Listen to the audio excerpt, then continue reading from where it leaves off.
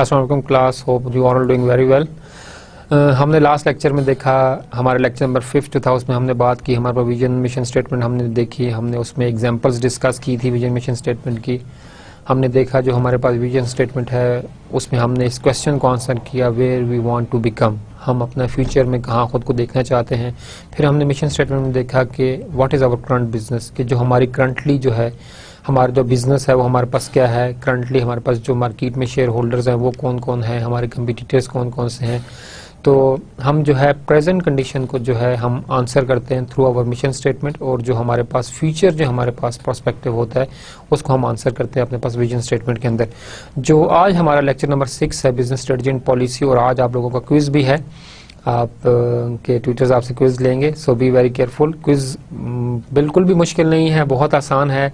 अगर आपने अपने इनिशियल लेक्चर जो हैं वो साथ साथ आपने पढ़े हैं और आपने रिवाइज किए हैं तो आप इस क्विज को बहुत इजीली जो है उसको आप अटेम्प्ट कर पाएंगे। Wish you good luck for your quiz, और अच्छी तरह से कीजिए, क्वेश्चन को पढ़िए, उसको समझिए और फिर आराम से उसको आप आंसर कीजिए। कोई जल्दी नहीं है, लेकिन एक चीज़ की आप कोशिश करें कि आप आंसर जो है जो क्वेश्चन पूछा गया है उसी के तो ऊपर आप आंसर करें, इररेलेवेंट चीज़ें आप ना डालें। बिल्कुल भी इररेलेवेंट चीज़ों से आपको फ़ायदा नहीं होगा, ट्यूटर को पढ़ने में भी जो है वो भी मुश्किल होगी। तो आप अपने क्विज को जो है बिल्कुल रेलेवेंट बनाएं, जो क्वेश्चन पूछा गया है आप स्ट्रेट फॉरवर्ड उसी को आंसर करें। अपनी प्रॉपर ऊपर एक आप हेडिंग्स बनाकर डिफ्रेंशिएट करें उसको, और अपने क्वेश्चन को जो है आप आंसर करें। अपने जो क्वेश्चन का जो पूछा गया है उसके आप हेडिंग्स बनाएं, उनको प्रॉपर्ली आप जो है वो डिवाइड कर लें और उनको फिर आप आंसर करें। तो ये आपके लिए एक ईजी वे होगा आंसर करने का। सिमिलरली एक असाइनमेंट भी आपको आज शायद मिल जाए, तो असाइनमेंट को भी जो आपको पूछा गया है उसको आप आंसर करें। कोशिश की गई है कि आपके जो असाइनमेंट्स हैं उनके अंदर जो डिवीजन ऑफ नंबर्स है वो उसके अंदर मैंने उसको प्रॉपर्ली जो है रेगुलेट आप लोगों को कर दिया है। आप नंबर्स देखेंगे इस क्वेश्चन के कितनी मार्किंग है, तो ग्रेड्स के हिसाब से आप उसका आंसर दीजिए। अगर उसके 1-2 नंबर हैं तो आपको उसको उसी 1-2 नंबर के हिसाब से लिखना, उसके अंदर आपको कोई लंबी चौड़ी बात करने की जरूरत नहीं है। जितनी बात पूछी गई उसको प्रॉपर्ली उसी जो है उसी आप पैरामीटर्स में उसको आप लिखें। अगर उस क्वेश्चन के नंबर ज्यादा हैं तो इट्स मीन के there is much more detailed explanation required, तो आप उसके अंदर जो है आपके पास डिटेल डालें और उसके अंदर आप जो है प्रॉपर्ली उसको आप ऐड करें। हम रिकैप करते हैं अपने लास्ट लेक्चर को। लास्ट लेक्चर में हमने बात की थी कि हमारे पास विजन स्टेटमेंट क्या होती है, मिशन स्टेटमेंट क्या होती है। मिशन विजन स्टेटमेंट की हमने इंपॉर्टेंस डिस्कस की थी कि why mission and vision statement is important. इसको आप लास्ट लेक्चर की स्लाइड्स में देख सकते हैं। अपने नोट्स को आप प्रॉपर्ली थॉरो पढ़ें और देखें कि हमारे पास क्यों इंपॉर्टेंट हमारे पास मिशन और विजन स्टेटमेंट। फिर हमने बात की what is our business, what is our business, ये हमारे पास प्रेजेंट सिचुएशन है और आपके पास जो मिशन स्टेटमेंट है वो इसको आंसर करती है। फिर हमने बात की what do we want to become, this is our future prospect, और फ्यूचर प्रोस्पेक्ट में हमने बात की थी हमारे पास विजन स्टेटमेंट। तो विजन और मिशन स्टेटमेंट का जो कंपैरिजन है वो आपको बहुत अच्छी तरह से आना चाहिए, और अगर आपको डिफरेंशिएट करने को कहा जाए कि विजन मिशन स्टेटमेंट को आप डिफरेंशिएट करें तो आपको देखना है कि आपके पास मिशन और vision statement whether they are the present oriented, presently they are answering the present situation और they are answering the future prospectives. तो आपको देखना है और डिफरेंशिएट करना है। सेकंड आपको इस चीज को देखना है कि आपके पास जो विजन स्टेटमेंट है वो आपके पास हमेशा शॉर्ट सेंटेंस होता है और स्पेसिफिकली एक सेंटेंस होता है, और जो मिशन स्टेटमेंट होता है ये हमेशा ब्रॉड होती है और बहुत क्लियर होती है, क्योंकि विजन स्टेटमेंट आपके पास हेल्प करती है आपको स्ट्रेटजी फॉर्मुलेशन, स्ट्रेटजी इंप्लीमेंटेशन और स्ट्रेटजी एवेल्युएशन के अंदर। तो आप अपने मिशन स्टेटमेंट को बनाएं और क्लियर करें। लास्ट क्लास में आप लोगों को एक असाइनमेंट दी गई थी। असाइनमेंट तो खैर नहीं, वैसे मैंने कहा था आप प्रैक्टिस करें, वो एक असाइनमेंट का पार्ट तो कंसिडर नहीं होगी। मैंने कहा था अपने ट्यूटर से आप जो है प्रॉपर्ली उसको डिस्कस करें और देखें आपके पास क्या चीज़ है। तो लास्ट क्लास में हमने कहा था कि हमारे पास जो एक विजन स्टेटमेंट मैंने बनाई थी, our vision is to care your vision, मैंने कहा था इसके आप मिशन स्टेटमेंट बनाए। तो कितने लोगों ने आप में से जो है वो बनाई और डिस्कस किया अपने ट्यूटर्स में से? मोस्टली लोगों ने बनाई है। चलें, अच्छा है, जबरदस्त, प्रैक्टिस करते रहें आप जो हैं। और भी कुछ बिजनेसेस लें, अपनी जो है विजन मिशन स्टेटमेंट बनाएं, अपनी क्रिएटिविटी दिखाएं और अपनी जो भी आपने क्रिएटिव काम किया है आप शेयर करें उस इंडस्ट्री के जो लोगों के साथ। ईमेल आप जो है वेबसाइट पे देखें, उस इंडस्ट्री की जो उस इंडस्ट्री से रेलेवेंट जो इंडस्ट्रीज हैं उनके आप देखें, कॉन्टैक्टर्स के अंदर जाएं, आपके पास ईमेल एड्रेस होगा, तो आप देखें कि उस जो बिजनेस के ज़रूरियात क्या हैं उसके मुताबिक एक विजन स्टेटमेंट आप ड्राइव करें। और मिशन स्टेटमेंट एक बनाएं और उनको कहें जी आप अपनी विजन स्टेटमेंट को रिकंसिडर करें, ये हमने एक चीज़ बनाई है और देखें, और फिर उसके आप प्रॉपर कॉपी राइट्स और पेटेंट्स वगैरह, और आप इस चीज़ को आगे लेकर चल सकते हैं इफ़ यू आर क्रिएटिव। और आप क्रिएटिव हैं माशाल्लाह। वर्चुअल यूनिवर्सिटी के तमाम स्टूडेंट्स हमारे पास, वर्चुअल कॉमर्स के बच्चे सारे के सारे हमारे माशाल्लाह बहुत क्रिएटिव हैं, और हम एक्सपेक्ट करते हैं कि आप लोग जो हैं मार्केट को लीड करेंगे इंशाल्लाह इन द फ्यूचर्स। ठीक है जी। फिर हमने एग्जांपल डिस्कस की थी, हमने 2 एग्जांपल्स डिस्कस की थी हमारे पास लास्ट लेक्चर के अंदर। एक हमने कहा था यूएस ज्योग्राफिकल सर्वे, इनकी हमने vision mission properly detail discussion की हमारी। फिर हमने एक और हमने एग्जांपल ली, उसमें हमने कहा कि हमारे पास जो फौजी सीमेंट कंपनी लिमिटेड है उनकी हमने विजन स्टेटमेंट देखी, उनके हमने मिशन स्टेटमेंट देखी, और उनको हमने प्रॉपर्ली जो है एड्रेस किया, और हमने मिशन और विजन स्टेटमेंट हमने प्रॉपर कंपैरिजन करके डिटेल्ड हमारे पास जो थी वो डिस्कशन हुई थी आपके साथ। फिर हमने लास्ट लेक्चर में जो है वो करैक्टरिस्टिक्स ऑफ मिशन स्टेटमेंट देखी थी, हमारे पास क्या क्या करैक्टरिस्टिक्स होती हैं, मिशन स्टेटमेंट आपकी किस किस चीज़ को आंसर कर रही होती है। बट उसमें जो एक मोस्ट इंपॉर्टेंट पार्ट था हमारे पास ये था, जो मैं आपको रिमाइंड करवाना चाहूँगा कि जो मिशन स्टेटमेंट है वो आपको डिफ्रेंशिएट करती है आपके कंपिटिटर से। ठीक है, तो जो मिशन स्टेटमेंट है वो आपको डिफरेंशिएट करती है आपके जो बाकी कंपटीटर्स हैं उनसे। तो आपकी जो मिशन स्टेटमेंट है एक्चुअल में आपके पास कोर्स ऑफ एक्शन होता है, ये सर्व एज अ फ्रेमवर्क, ये आपको एक फ्रेमवर्क होता है जो कि हेल्प करती है किसको, स्ट्रेटजी फॉर्मुलेट करने वालों को और स्ट्रेटजी इंप्लीमेंट करने वालों को। तो अगर आपके पास मिशन स्टेटमेंट क्लियर होगी, डिस्टिंग्विश्ड होगी, डिफरेंशिएट करेगी आपके कंपटीटर से आपको, तो आप एक अच्छी स्ट्रेटजी बना पाएंगे और उसको आप अच्छी तरह से इंप्लीमेंट कर पाएंगे। और अच्छी स्ट्रेटजी का इंप्लीमेंट होना और अच्छी स्ट्रेटजी का फॉर्मुलेट होना लीड करता है एक easiest monitoring for the strategy evaluation. तो आपने इन चीज़ों को बहुत तरीके के साथ देखना है। ठीक है जी, हम आज के लेक्चर में हम क्या चीज़ डिस्कस करेंगे कि इसकी इंपॉर्टेंस क्या है। हम अभी तक विजन मिशन स्टेटमेंट के ऊपर इतना फोकस क्यों कर रहे हैं। विजन मिशन स्टेटमेंट एक कंपनी की बेस होती है, जब तक आप बेस अपनी जो है उसको आप स्ट्रॉन्ग नहीं बनाएंगे, आप नेक्स्ट जो है वो स्क्रीनिंग प्रोसेस आपके पास एक्सटर्नल एनवायरनमेंट के एक्सटर्नल फैक्टर्स, वो चीज़ें आप अच्छी तरह से नहीं कर पाएंगे। तो ये हमारा मिशन और विजन स्टेटमेंट के हवाले से ये हमारा जो है वो लास्ट लेक्चर होगा। नेक्स्ट लेक्चर हमारे पास स्ट्रेटजिक प्लानिंग के ऊपर हम बात करेंगे, स्ट्रेटजिक प्लानिंग क्यों ज़रूरी है, और अगर कंपनीज जो है वो स्ट्रेटजिक प्लानिंग नहीं करती तो उनका क्या क्या नुकसानात हैं और वो कंपनीज किस तरह से लॉस में जा सकती हैं, अगर नहीं करती तो उसके रीजंस क्या हैं। हम इनके इंशाल्लाह डिटेल डिस्कशन हम इसको नेक्स्ट, इसके बाद लेक्चर नंबर 7 में हम इसको इजीली और इन्हांस्ड और प्रॉपर वे में हम इसको जो है हमारी डिस्कशन होगी। आज के लेक्चर में हम बात करेंगे जी importance of vision and mission statement, कि हमारे पास जो विजन और मिशन स्टेटमेंट है ये क्यों इंपॉर्टेंट है कंपनी के लिए, कंपनी विजन और मिशन स्टेटमेंट क्यों बनाती है, हमने इसको देखा। लेकिन हम इसको देखेंगे हमारे पास कि क्यों जरूरी है। फिर हमारा जो सेकंड फोकस आज होगा वो हमारे पास होगा reason for developing a written mission statement. Mission statement का इन राइटिंग रिटन डिक्लेरेशन वो क्यों जरूरी है। अब मिशन स्टेटमेंट तो कहीं भी इसको लिखने की क्यों जरूरत है, इसकी इंपॉर्टेंस क्या है, मिशन और विजन स्टेटमेंट क्या चीज रिमाइंड कराती है एक मैनेजमेंट को, एम्प्लॉयज को, इंडस्ट्री को, स्टेक होल्डर्स को, आपके पास क्यों जरूरी है, और उसको रिटन फॉर्म में लिखा हुआ होना क्यों जरूरी है, ये हम डिस्कस करेंगे अपने पास रीजंस फॉर। फिर हम बात करेंगे कंपोनेंट्स, जो मोस्ट इंपॉर्टेंट है कि विजन और मिशन जो आपके पास मिशन स्टेटमेंट है इसके कंपोनेंट्स कौन कौन से ऐसे कंपोनेंट्स हैं जिसको मिशन स्टेटमेंट आंसर करती है, और कौन कौन से ऐसे कंपोनेंट्स हैं जिसको मिशन स्टेटमेंट बनाते हुए हर हाल में फोकस करना, उसको आपने ध्यान में रखना है। ओके जी, we should start our today's lecture. हमारे पास मिशन स्टेटमेंट की इंपॉर्टेंस क्या है और विजन स्टेटमेंट की इंपॉर्टेंस क्या है। Mission statement must be well documented, जो आपके पास मिशन स्टेटमेंट है उसका एक अच्छी तरह से डॉक्यूमेंट होना जरूरी है, वो प्रॉपर्ली डॉक्यूमेंटेड हो। आप अगर इंडस्ट्री के अंदर जाएं तो आपके पास एक सीईओ के ऑफिस में या उस इंडस्ट्री के एंट्रेंस के ऊपर बिल्कुल लिखा होता है मिशन स्टेटमेंट, कि हमारा मिशन क्या है, हमारा विजन क्या है। तो इसका एक प्रॉपर्ली डॉक्यूमेंटेड होना, आपको तो पता है, you are in the industry, you know what is your mission and vision statement, but जो आपके क्लाइंट्स हैं, जो आपके कंज्यूमर हैं, जो आपके पास स्टेक होल्डर्स हैं, उनको भी पता होना चाहिए भाई इस इंडस्ट्री की विजन और मिशन स्टेटमेंट क्या है। इसलिए इसका वेल डॉक्यूमेंटेड होना जरूरी है, बहुत जरूरी है। एक तो मैंने बात की कि आपके पास इंडस्ट्रीज के अंदर डिफरेंट जगह पर लिखा होता है। देन आप किसी भी ऑर्गेनाइजेशन की अगर आप जो है उनकी जो है एनुअल रिपोर्ट उठा लें, किसी भी इंडस्ट्री, बैंकिंग सेक्टर को उठा लें, सीमेंट इंडस्ट्री आप उठा लें, आप जब एनुअल रिपोर्ट किसी भी इंडस्ट्री की उठाएंगे तो आप ये बात देखेंगे कि जो आपके पास इनिशियल पेजेस हैं उसके आपके पास सीईओ, बोर्ड ऑफ डायरेक्टर का जो भी आपके पास मैसेज है, उसके बाद आपके पास कंपनीज डायरेक्ट अपना विजन और मिशन स्टेटमेंट बताती हैं। ताकि जो रीडर है उसको डायरेक्टली पता चले कि असल में ये कंपनी इन फ्यूचर क्या देखना चाहती है और करंटली इनकी स्ट्रेटजीज क्या है, करंटली इनकी मिशन स्टेटमेंट क्या है और वो किस तरह से अपने ऑब्जेक्टिव्स को जो है वो अचीव करने के लिए आगे जो है बढ़ रही हैं। इस तरह से आप देखें, आपके पास जिन कंपनीज की वेबसाइट्स हैं, आप वेबसाइट पे जाएं तो बिल्कुल इनिशियल फर्स्ट पेज के ऊपर आपके पास जो है कंपनी अपना विजन और मिशन स्टेटमेंट जो है उसको वो प्रॉपर्ली डिक्लेयर करती है।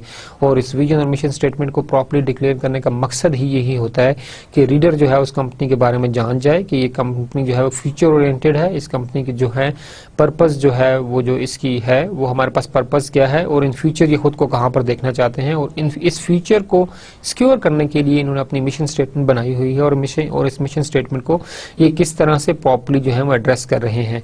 तो हमारे पास मिशन स्टेटमेंट का वेल डॉक्यूमेंट होना बहुत ज्यादा जरूरी है। क्यों जरूरी है, हम इसको देखते हैं कि forms with a formalised mission statement, ये अब हम इसकी इंपॉर्टेंस बता रहे हैं कि हमारे पास मिशन स्टेटमेंट क्यों इंपॉर्टेंट है। ये हमने एक सर्वे से, एक लिटरेचर से हमने बात देखी और मैंने इसको यहाँ पे आपके लिए कोट किया। The form with a formalised mission statement has twice the average return on shareholders equity than those firms without a formalized mission statement. This statement focuses on the formalization of the vision of the mission statement. The mission statement must be formalized. Formalized होना क्या चीज़ है, अनफॉर्मलाइज्ड होना क्यों ज़रूरी है। जब आपके पास मिशन स्टेटमेंट एक फॉर्मलाइज्ड होगी, आपके पास टॉप मैनेजमेंट की अप्रूवल उसके अंदर ज़रूरी होगी, तो it improve the authenticity of the mission statement. Unauthentic mission statement के उसके ऊपर किसी ने काम ही नहीं किया, बस एक स्टेटमेंट लिखी गई है, उसके अंदर टॉप मैनेजमेंट को उसकी इन्वॉल्वमेंट नहीं है, तो उसकी हमारे पास जो है वो उस तरह से अहमियत नहीं होगी। जो ये सेंटेंस हमें बता रहा है कि हमारे पास वो फॉर्म्स जो कि हमारे पास एक फॉर्मलाइज्ड मिशन स्टेटमेंट बनाती हैं, उनका जो रिटर्न है, उनका जो एवरेज रिटर्न है on share holder equity. Share holder equity हमारे पास क्या चीज होती है, हमारे पास टोटल एसेट माइनस लायबिलिटीज, जो हमारा बाकी बच जाता है वो हमारे पास शेयर होल्डर इक्विटी कहलाती है। शेयर होल्डर्स के जो रिटर्न है, जो average return on the share holder equity, वो हमारे पास ट्वाइस है कि 2 गुना ज्यादा आपके पास जो है वो क्या है, रिटर्न आपको जो है वो मिल रहा है। अगर आपके पास ये आपको बताया जा रहा है कि आपके मिशन स्टेटमेंट का फॉर्मलाइज्ड होना क्यों जरूरी है। हमने बात की हमारा वेल डॉक्यूमेंटेड होनी चाहिए। वेल डॉक्यूमेंटेड एक मेथड है, फॉर्मलाइज्ड मेथड है अपनी मिशन स्टेटमेंट को प्रॉपरली जो है कस्टमर या क्लाइंट के सामने रखने का। तो हमारे पास अगर आपके पास मिशन स्टेटमेंट जो है आपके पास जो है अगर वेल फॉर्मलाइज्ड होगी और आपके पास प्रॉपरली उसको एड्रेस किया गया होगा, तो वो फॉर्मलाइज्ड मिशन स्टेटमेंट आपके लिए सोर्स है प्रॉफिट लाने का। जो आपके पास कस्टमर्स हैं, जो आपके क्लाइंट्स हैं, जो कि आपके पास बाहर देख रहे हैं आपके ऑर्गेनाइजेशन को, वो इस चीज को देख रहे होते हैं कि कस्टमर जो फर्म है ये हमारे पास कस्टमर ओरिएंटेड तो है ही, बट फ्यूचर इन्होंने अपना एडजस्ट किया हुआ है। Whether in the mission statement जो है वो उस फ्यूचर स्टेटमेंट को एड्रेस करती है या नहीं एड्रेस करती, क्योंकि मिशन स्टेटमेंट आपके पास करंट स्टेट को बता रही होती है, कंपनी करंट स्टेट ये है और इस कैपेबिलिटीज की वजह से ये फर्म जो है अपना जो फ्यूचर जो इन्होंने डिसाइड किया हुआ है वो अचीव कर पाएगी।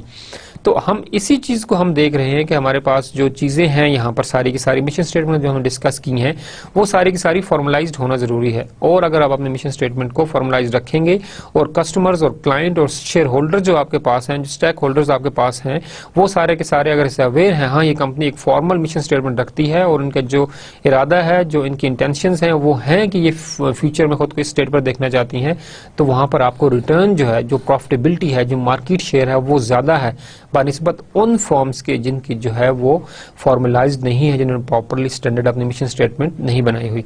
तो हम इस चीज को यहाँ पर फोकस करेंगे और हम इस चीज को जो है वो इंश्योर करवाएंगे कि हमारे पास कंपनीज जो है वो हमारे पास अपनी जो मिशन स्टेटमेंट है उसको प्रॉपरली राइट अप करें, उसको प्रॉपरली एक रिटर्न डिक्लेरेशन की फॉर्म में लाएं, ताकि आपके पास जो रिटर्न है वो आपका डिपेंडेंट है किसके ऊपर, आपके पास फॉर्मलाइज्ड मिशन स्टेटमेंट के ऊपर। तो हमारे पास कंपनीज जो हैं उनको फोकस करना चाहिए कि अपने वो मिशन स्टेटमेंट को जो है प्रॉपरली फॉर्मलाइज्ड रखें। अनफॉर्मलाइज्ड मिशन स्टेटमेंट उनके लिए एक तो ये है कंपनी के जो कस्टमर्स हैं वो उसको प्रॉपरली सीरियस नहीं लेते और आपके पास सेकंड जो इफेक्ट है वो आपके पास प्रॉफिटेबिलिटी के ऊपर है, वो भी आपके पास क्या होगी, इफेक्ट होगी। तो सेकंड जो हमारे पास पॉइंट है मिशन स्टेटमेंट की, जो हमने डॉक्यूमेंटेशन के हवाले से बात की, mission statement research highlighted that there is a positive relationship between mission statement and organisational performance. ये स्टेटमेंट आप इसको थोड़ा देखें कि हमारे पास mission statement and organisational performance के दरमियान जो है वो पॉजिटिव रिलेशनशिप है। रिसर्च की गई, लिटरेचर में आपको ये बात पता चली और हमारे पास इसके ऊपर काफ़ी ज़्यादा रिसर्च हो चुकी है और ये बात लिटरेचर से प्रूव्ड है कि हमारे पास वो ऑर्गेनाइजेशंस जिनका मिशन स्टेटमेंट अच्छा हो, प्रॉपर्ली वेल रिटन हो और एक ऑथेंटिकेटेड हो और उसके साथ साथ वो फॉर्मलाइज्ड भी हो, तो वो फर्म्स जो है वो प्रॉफिटेबिलिटी में ज़्यादा आगे होती हैं बनिस्बत उन फर्म्स के जिनकी मिशन स्टेटमेंट हमारे पास जो है वो क्या है कि फॉर्मलाइज्ड नहीं है। तो रिसर्च जो है वो सिर्फ एक कंट्री के अंदर नहीं की जाती। रिसर्च हमारे पास जो होती है वो हमारे पास डिफरेंट इंडस्ट्रीज के अंदर की जाती है, डिफरेंट जगह पर की जाती है। रिसर्च करने का हमारा मकसद ये होता है कि जो स्टेटमेंट जनरेट की गई है कि whether mission statement leads towards profitability और नॉट, इस स्टेटमेंट को टेस्ट किया जाता है एक इंडस्ट्री के अंदर, दो इंडस्ट्रीज के अंदर और तीन इससे ज्यादा इंडस्ट्रीज के अंदर ज्यादा से ज्यादा किया जाता है। और एंड ऑफ द डे जब हमारे पास बहुत सारी इंडस्ट्रीज के अंदर एक ही रिलेशनशिप आपके पास रिपीट हो रहा होता है तो आप कहते हो कि जो स्टेटमेंट, ये जो हाइपोथेसिस जनरेट की गई है हमारे पास ठीक है। तो रिसर्च ने इस चीज को हमारे पास प्रूव किया है कि हमारे पास there is a positive relationship between the mission statement and organisational performance. जो आपके पास ऑर्गेनाइजेशनल परफॉर्मेंस है वो इंप्रूव होती है किससे? आपकी मिशन स्टेटमेंट के ऑथेंटिकेशन से। अगर आपके पास मिशन स्टेटमेंट फॉर्मलाइज्ड होगी तो आपके पास जो ऑर्गेनाइजेशनल परफॉर्मेंस है वो आपके पास ज्यादा होगी, वो बढ़ेगी। more formalized is your mission statement, more is the performance, better is the performance in the organization। तो आपने इस चीज को भी देखना है और ऑर्गेनाइजेशंस के आपने जो है डिफरेंट स्टेटमेंट्स देखें और के देखें कि ऑलरेडी वो अपनी मिशन स्टेटमेंट को किस तरह से लिंक कर रही हैं अपनी परफॉर्मेंस के साथ। तो यहाँ पर हमने बात की कि पॉजिटिव रिलेशनशिप है, बट मिशन स्टेटमेंट का कैसा होना जरूरी है कि जो आपके पास एक कंटिन्यूस परफॉर्मेंस को लीड करके रखे। मार्केट के अंदर सिचुएशन तो चेंज होती है दिन ब दिन, रोज बरोज आपके पास मार्केट सिचुएशन जो है वो पैरेलल नहीं रहती, आपके पास चेंज होती रहती है। तो आपने उन चेंजेस को भी प्रॉपर्ली एड्रेस करना है और आपने अपनी मिशन स्टेटमेंट को बिल्कुल क्लियर बनाना है। जितनी आपके पास मिशन स्टेटमेंट क्लियर होगी, आपकी मिशन स्टेटमेंट की क्लियरिटी लीड करेगी टुवर्ड्स द स्ट्रेटजी फॉर्मुलेशन। आपके पास स्ट्रेटजी फॉर्मुलेशन अगर रिफाइंड पैरामीटर्स के ऊपर की जाएगी तो आपको स्ट्रेटजी इंप्लीमेंट करना जो है वो आपके पास बहुत ज्यादा आसान होगा। जितनी आपके पास स्ट्रेटजी इंप्लीमेंटेशन आसान होगी, आपके पास एवेल्युएशन भी उतनी ज्यादा क्या होगी, आसान होगी। तो आपके पास स्क्रीनिंग जो है पूरे प्रोसेस की वो आपके पास बहुत आसान हो जाएगी अगर आप एक क्लियर मिशन स्टेटमेंट डेवलप करने में आपके पास जो है आप किसी तरह से अपने अगर mission statement clearly right up कर लेते हैं तो आपके अगले तमाम प्रोसेस भी क्या होते हैं, बहुत ज्यादा आसान हो जाते हैं। तो हमारे पास ये चीज हमने यहाँ पे फाइनलाइज की कि हमारे पास जो है mission statement leads towards the organizational performance. हम थर्ड पॉइंट इसका देखते हैं, हमारे पास है कि बिजनेस वीक, ये एक मैगजीन है जो कि हमारे पास बिजनेस वीक के नाम से जो इशू होता है। एंड दिस मैगजीन, इस मैगजीन का जो है हमारे पास बिजनेस के जो है रिव्यूज जो हैं ऑल ओवर द वर्ल्ड जो बिजनेस हैं उनके रिव्यूज जो हैं वो पब्लिश होते हैं। According to that business week reported that firm using mission statement have 30% higher return on financial measure than those without such statements. अब आप अपने मिशन स्टेटमेंट की इंपॉर्टेंस को यहां से देखें। जो फर्स्ट स्टेटमेंट है उसमें भी हमने इसकी इंपॉर्टेंस जो है वो बहुत सारा डिस्कस की कि आपके पास मिशन स्टेटमेंट फॉर्मलाइज्ड होना जरूरी है। आपकी मिशन स्टेटमेंट अगर फॉर्मलाइज्ड होगी तो आपके पास जो शेयर होल्डर इक्विटी है वो twice the average return on the share holder equity, share holder equity के ऊपर आपको ट्वाइस जो है एवरेज रिटर्न मिलेगा। पहला बेनिफिट हमने डिस्कस किया। सेकंड, हमने देखा कि हमारे पास ऑर्गेनाइजेशनल जो मिशन स्टेटमेंट है ये डायरेक्टली लिंक है आपके पास परफॉर्मेंस में। अब हमने जो एक्चुअल जो मार्केट कंडीशन में जो है जो हमारे पास जो हमारा बिजनेस वीक है, वीकली है जो बिजनेस वीक है, उसने रिपोर्ट किया कि हमारे पास 30% high return on the financial measures. आपके पास फाइनेंशियल मेजर्स में आपके पास फाइनेंशियल रेशियोज होती हैं, आपके पास 30% प्रॉफिटेबिलिटी इंप्रूव होती है अगर आपके पास मिशन स्टेटमेंट है।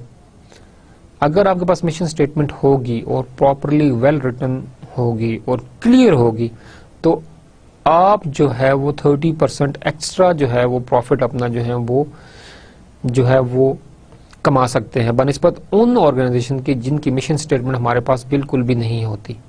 तो इन तीनों पॉइंट्स को अपने जहन में रखें कि मिशन स्टेटमेंट की इंपॉर्टेंस क्या है। 30% एक ऑर्गेनाइजेशन के लिए 30% profitability, 30% return on the financial measures, ये एक बहुत बड़ा प्रॉफिट है ऑर्गेनाइजेशन के लिए। तो ये तीनों चीजें आपके पास जो है वो जो है वो इम्पोर्टेंस जो है जनरेट करती हैं कि एक ऑर्गेनाइजेशन को अपनी मिशन स्टेटमेंट जो है वो ज़रूर जनरेट करनी चाहिए। और ऑर्गेनाइजेशन को बेशक वो शॉर्ट टर्म में काम कर रहे हैं या लॉन्ग टर्म में काम कर रहे हैं, ऑर्गेनाइजेशन को अपनी मिशन स्टेटमेंट जो है काम करनी चाहिए, ताकि आप अपने रिसोर्सेज को जो है वो प्रॉपरली जो है वो एलोकेट कर सकें और अपने रिसोर्सेज की प्रॉपर मैनेजमेंट आप जो है करवा सकें अपने एम्प्लॉयज़ से और ख़ुद भी। अगर आपके पास एक्टिविटीज़ प्रॉपरली डिज़ाइन होंगी और फाइनेंशियल रिसोर्सेज और कैपेबिलिटीज़ और जो स्किल्स हैं उसके मुताबिक तमाम एक्टिविटीज़ जो हैं वो एलोकेट की गई होंगी, तो आप अपने मिशन स्टेटमेंट को बहुत आसानी से जो है वो डिलीवर करवा सकते हैं। ठीक, और आपके पास mission statement leads towards a vision statement, और अपने विजन स्टेटमेंट की तरफ आप बहुत तेज़ी से प्रोग्रेस कर सकते हैं। हम अभी बात करते हैं कि हमारे पास reason for developing written mission statement. हमने पीछे बात की, हमने 3 इंपॉर्टेंस की बात की कि मिशन स्टेटमेंट प्रॉफिटेबिलिटी को बढ़ाता है, जो आपके पास फाइनेंशियल मेजर्स हैं वो 30% ज़्यादा आपके पास रिटर्न देती हैं अगर आपके पास वेल रिटर्न जो है आपके पास फॉर्मलाइज जो है वो मिशन स्टेटमेंट हो। फिर हमने देखा कि हमारे पास जो है twice of the share holder equity, अगर आपके पास फॉर्मलाइज मिशन स्टेटमेंट आपको रिटर्न देती है twice of the share holder equity.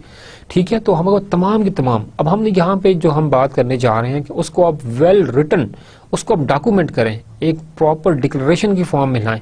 ये क्यों जरूरी है हमारे पास, हम इसके ऊपर बात करेंगे इस स्लाइड के अंदर कि reason for developing written mission statement. Written mission statement क्यों होना जरूरी है? To ensure the unity of the purpose within the organization. देखें कि हमारे पास जो ऑर्गेनाइजेशन के अंदर जो यूनिटी है, जो एम्प्लॉयज के जो हमारे पास यूनिटी है, हमने जब बात की कि हमारे पास यूनिटी ऑफ द पर्पस, एक ऑर्गेनाइजेशन के एस्टेब्लिशमेंट का पर्पस क्या है, वो ऑर्गेनाइजेशन क्यों बनाएगी, ये तो आपके पास विजन स्टेटमेंट है कि हमने फ्यूचर में यहाँ पर होना है, हमारी एग्जिस्टेंस का जो पर्पस है वो ये है, और इस पर्पस को फुलफिल करने के लिए करंटली हम जो है वो किस बिजनेस में हैं और फ्यूचर में हम कहाँ पर खुद को देखना चाहते हैं। तो ensure unity of purpose within the organization, आपके जो मिशन स्टेटमेंट होगी जब वो रिटर्न होगी और एम्प्लॉयज के बिल्कुल सामने होगी और उसको रोजाना वो रीड आउट करेंगे, या उनके आते जाते आप डिफरेंट जगह पर अपने विजन स्टेटमेंट को और मिशन स्टेटमेंट को आपने प्रॉपरली उसको नोटिफाई किया हुआ है और हर एम्प्लॉय को मिशन स्टेटमेंट अपनी पता है, तो वो एक ऑर्गेनाइजेशन के अंदर यूनिटी जो है वो क्रिएट करेगी। जो ऑर्गेनाइजेशन के जो डिफरेंट प्रोसेस हैं उनके दरमियान हमारे पास कोई प्रॉब्लम नहीं होगा। तमाम एम्प्लॉयज़ को पता है कि हमारा जो ऑब्जेक्टिव है, जो गोल है वो ये है। उस गोल को अचीव करने के लिए आपके तमाम एम्प्लॉयज़ जो है वो मिलकर काम करेंगे और इंश्योर करेंगे कि हमारे पास जो ऑर्गेनाइजेशनल मिशन है उसको हमने हर हाल में जो है वो पाया तकमील तक पहुंचाना है। तो यहाँ पर हमने बात की कि हमारे पास जो पहली चीज़ है कि आपके पास अगर मिशन स्टेटमेंट नहीं लिखी हुई होगी तो आपके एम्प्लॉयज़ के पास कोई विजन ही नहीं होगा कि हम जो काम कर रहे हैं उसकी डायरेक्शन क्या है, ये फ्यूचर में हमें किस तरफ लेकर जाएगी। जब आपको इस चीज़ का पता ही नहीं है तो फिर आप क्या करेंगे, आपके लिए चीज़ों का सॉल्व करना बहुत ज़्यादा मुश्किल हो जाएगा। जब आपके पास डायरेक्शन ही नहीं होगी तो आप मंजिल का तयन कैसे करेंगे? जब आपके पास मंजिल होगी तो आप अपने पास प्रॉपर डायरेक्शन लेकर चलेंगे, ये रास्ता इस तरफ जाता है, ये रास्ता इस तरफ जाता है। अगर हम ये कोर्स ऑफ एक्शन जो है वो अडॉप्ट करेंगे तो हम फ्यूचर में इस स्टेज तक पहुंच पाएंगे। तो आपने अपनी मिशन स्टेटमेंट को वेल रिटर्न रखना है, उसको प्रॉपरली आपने डॉक्यूमेंट करना है और अपने एम्प्लॉयज़ को जो है प्रॉपरली आपने उसको रिमाइंड करवाना है गाहे बगाहे कि हम जिस तरफ जा रहे हैं ये हमारी मंजिल नहीं है। हमने अपनी जो मिशन स्टेटमेंट हमने इसके ऊपर फोकस करना है। एक्चुअल में हमारा मिशन जो है वो ये है, हमने इस मिशन स्टेटमेंट के ऊपर फोकस करना है ताकि हम फ्यूचर में यहाँ तक खुद को पहुँचा पाएं। तो ये आपके पास ऑर्गेनाइजेशनल इंटीग्रिटी आपके पास जो ऑर्गेनाइजेशन के अंदर जो यूनियन है, जो हमारे पास इंटीग्रेट करता है डिफरेंट डिपार्टमेंट्स को, वो आपके पास एक्चुअल में आपकी मिशन स्टेटमेंट है। जो सेकंड पॉइंट है हमारे पास कि हमारे पास जो है इसका वेल रिटन होना क्यों जरूरी है, to provide a basis a standard for allocating organizational resources. देखिए कि हमने कहा कि हमारे पास जो मिशन स्टेटमेंट है वो हमारे पास वेल डॉक्यूमेंटेड होना जरूरी है क्योंकि ये हमारे पास तमाम डिपार्टमेंट को इंटीग्रेट करती है। आपके पास ऑर्गेनाइजेशन के अंदर एक यूनिटी, एक हार्मोनी लेके आती है। ये चीज़ तो हमारे पास होगी। अब आपके पास हमने बात की कि हमारे पास एक स्टैंडर्ड देती है फॉर एलोकेटिंग ऑर्गेनाइजेशनल रिसोर्सेज, एक बेसिस प्रोवाइड करती है, एक स्टैंडर्ड देती है कि आप अपने पास ऑर्गेनाइजेशनल के जो रिसोर्सेज है उन्हें आप प्रॉपर एलोकेट कर पाएं। हम ये बात करते हैं कि हमारे पास ऑर्गेनाइजेशनल की जो मिशन स्टेटमेंट है ये हमारे पास लीड करती है टुवर्ड्स द विजन स्टेटमेंट। तो जो हमारे पास विजन स्टेटमेंट में जाने के लिए मिशन स्टेटमेंट के अंदर हम गोल्स भी बनाएंगे, हम लॉन्ग टर्म ऑब्जेक्टिव भी बनाएंगे, हम शॉर्ट टर्म ऑब्जेक्टिव भी बनाएंगे, हम पॉलिसीज भी बनाएंगे, हम स्ट्रेटेजीज भी बनाएंगे।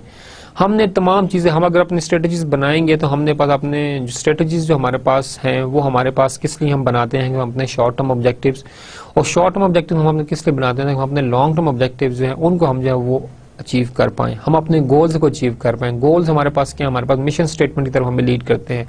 तो जो स्ट्रेटजीज हैं, पॉलिसीज हैं, शॉर्ट टर्म ऑब्जेक्टिव्स हैं, लॉन्ग टर्म ऑब्जेक्टिव, तमाम के तमाम हमें लीड करते हैं किसकी तरफ, towards the achievement of the mission statement. और मिशन स्टेटमेंट हमारे पास फोकस करती है ऑन द विजन स्टेटमेंट। तो अगर आपके पास एक ऑर्गेनाइजेशन का एक प्रॉपर स्टैंडर्ड हो कि जी हमारे पास ये स्टैंडर्ड प्रोसीजर्स हैं, इनको आप फॉलो करेंगे तो आप जो है इस चीज को अचीव कर पाएंगे।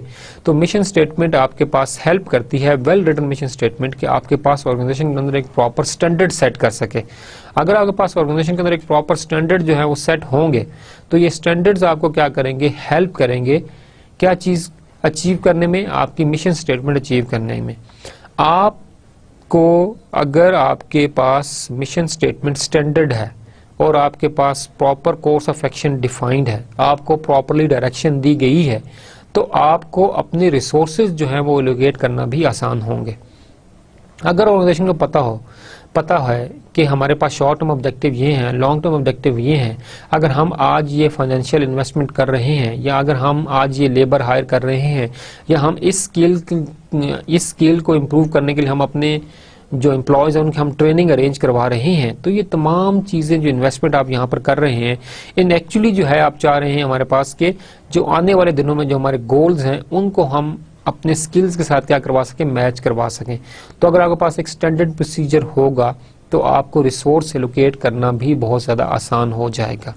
ना सिर्फ आपके पास फाइनेंशियल रिसोर्सेज, बल्कि जो आपके पास ह्यूमन रिसोर्स है, जो आपके पास फाइनेंशियल कैपिटल है, जो आपके पास मार्केटिंग चैनल्स हैं, जो आपके पास डिफरेंट एडवर्टाइजमेंट है, जो आपके पास रिसर्च एंड R&D, जो आपके पास एक डिपार्टमेंट है, आपने तमाम चीज़ों को लिंक करना है अपने मिशन स्टेटमेंट ने जो आपको स्टैंडर्ड्स दिए हैं उनके साथ। अगर आपके पास मिशन स्टेटमेंट के जो प्रोवाइडेड स्टैंडर्ड्स हैं, आपकी सारी चीज़ें उनके साथ अगर लिंक्ड होंगी तो आपके पास बहुत आसान हो जाएगा अपनी मिशन स्टेटमेंट को लिंक करना अपनी विजन स्टेटमेंट के साथ।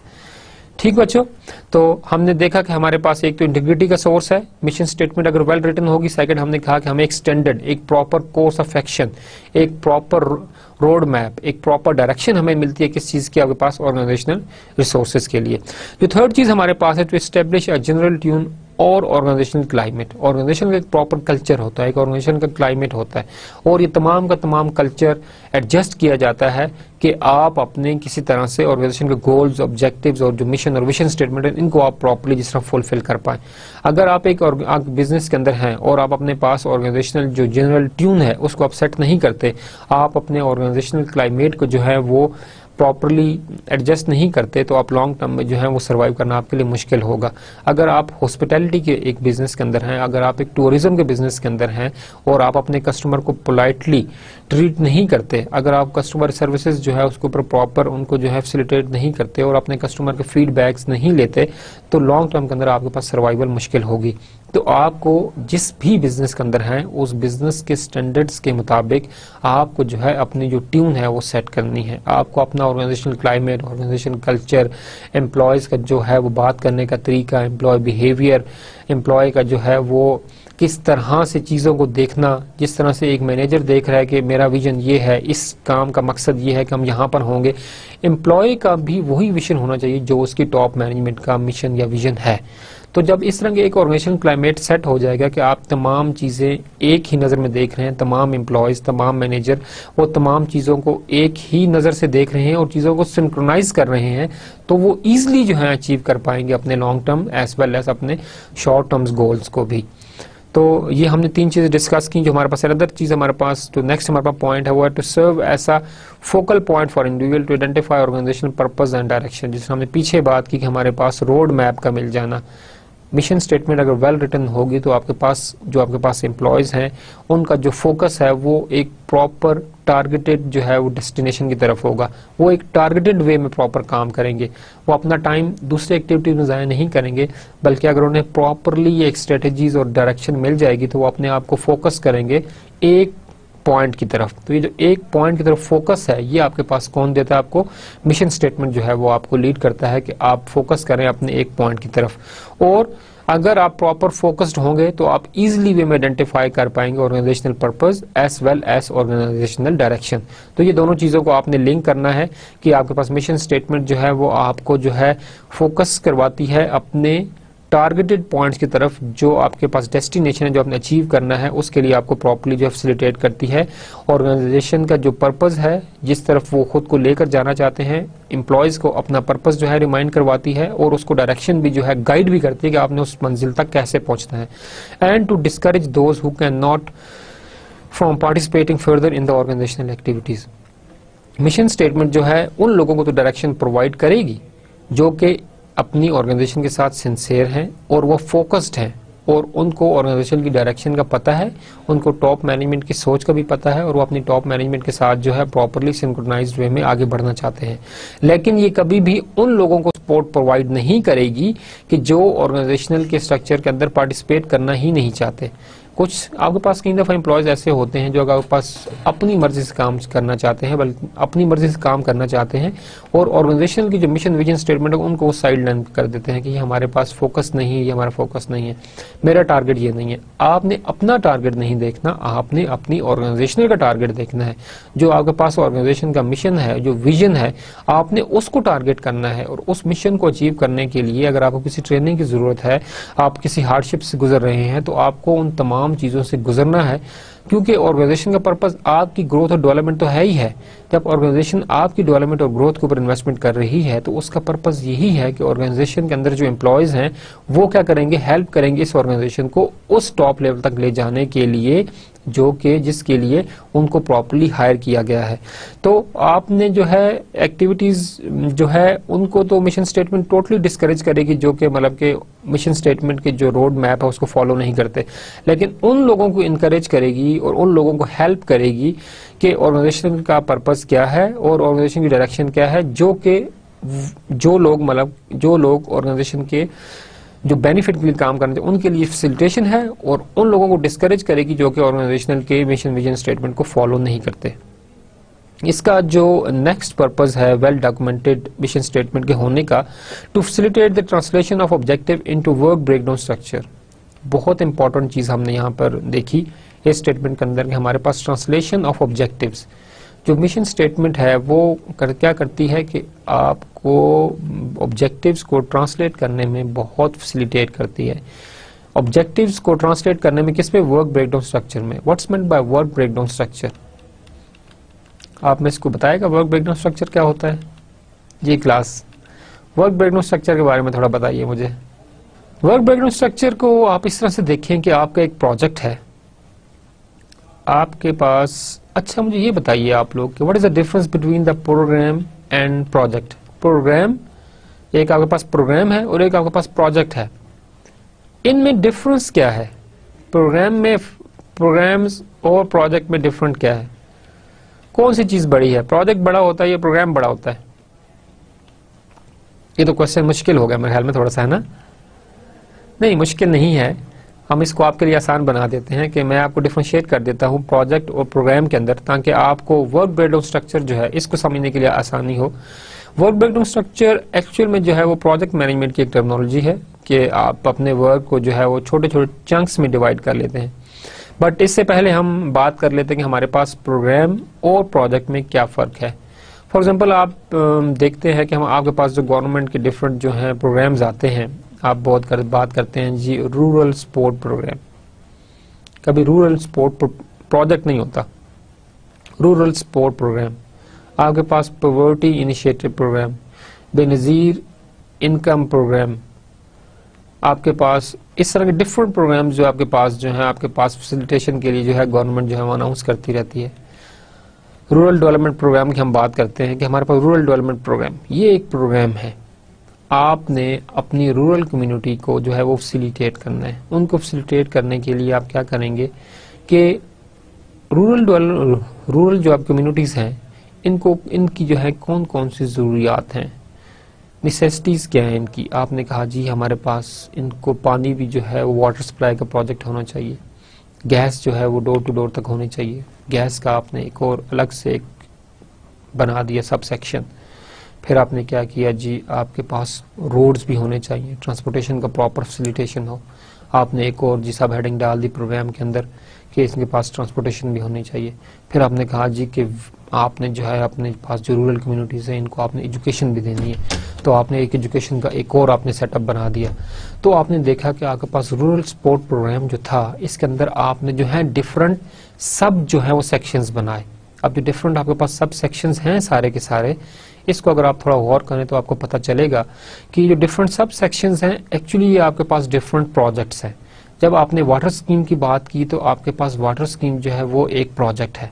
जब आपने ट्रांसपोर्टेशन की बात की तो जो आप रोड्स बनाएंगे अपने रूरल प्रोग्राम के लिए वो एक अलग से आपके पास जो है अलग से एक प्रोजेक्ट है। तो हमारे एक प्रोग्राम के अंदर जो है वो डिफरेंट प्रोजेक्ट्स होते हैं, प्रोजेक्ट्स के अंदर प्रोग्राम्स नहीं होते। इस चीज को आपने प्रॉपर्ली नोट करना है कि आपके पास एक बड़ा प्रोग्राम होगा, उस प्रोग्राम्स के अंदर हमारे पास डिफरेंट जो है वो प्रोजेक्ट्स होंगे और हमारे प्रोजेक्ट्स के अंदर जो है आपके पास क्या होंगे, डिफरेंट ऑब्जेक्टिव्स होंगे और उन ऑब्जेक्टिव्स को अचीव करने के लिए आप डिफरेंट गोल्स बनाएंगे और गोल्स को अचीव करने के लिए आप जो है आगे एक्टिविटीज डिजाइन करेंगे और फिर उन एक्टिविटीज को आप असाइन करेंगे अपने डिफरेंट एम्प्लॉयज को। तो आपने इस तमाम चीजों को देखा आपने कि आपके पास प्रोग्राम जो है उसके पास उसके अंदर आपके पास क्या है, डिफरेंट क्या है, वो प्रोग्राम्स के अंदर डिफरेंट प्रोजेक्ट्स हैं, प्रोजेक्ट्स के अंदर आपके पास क्या है, डिफरेंट एक्टिविटी ऑब्जेक्टिव्स हैं। फिर आपके पास हर ऑब्जेक्टिव को अचीव करने के लिए आपने कुछ गोल्स बनाए और गोल्स को अचीव करने के लिए आपने एक्टिविटीज जो है बनाई और एक्टिविटीज आपने जो है डिफरेंट जो है एम्प्लॉयज को आपने असाइन कर दी अकॉर्डिंग टू देयर मतलब कि स्किल मैच करते हुए आपने एक्टिविटीज किया।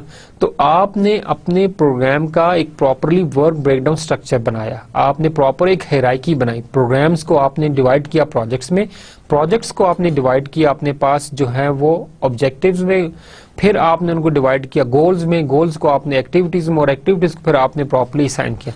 तो ये एक प्रॉपर जो एक स्कीमा बनता है, जो रोड मैप बनता है एक्टिविटीज का तोड़ना, प्रोजेक्ट्स फिर गोल्स फिर एक्टिविटीज, फिर आपके पास जो है एक्टिविटीज के अंदर आपने डिफरेंट जो है एक असाइन की, उसके अंदर आपने ग्रुप लीडर बनाए होंगे, उसके अंदर फिर आपने वर्कर्स की क्लास डिजाइन की, lower management top management, proper एक हायरार्की आपने बनाई। तो आपने एक एक्टिविटी को डिफरेंट एक्टिविटीज में तोड़ा।